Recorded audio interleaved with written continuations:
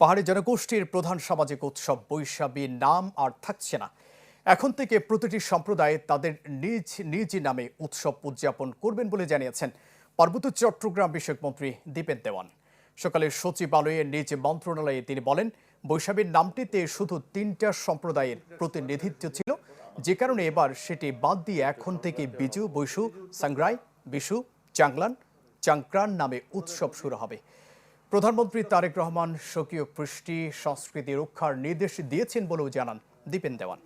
দেশে পাহাড়ি বাঙালি ভেদাভেদ নেই মন্তব্য করে মন্ত্রী বলেন, সব জনগোষ্ঠীকে নিয়ে এগিয়ে যাওয়াই সরকারের লক্ষ্য। নাগরিকের নিরন্তর সুখ সমৃদ্ধি দীর্ঘায়ু। মাননীয় প্রধানমন্ত্রী এটা উপলব্ধি করেছেন।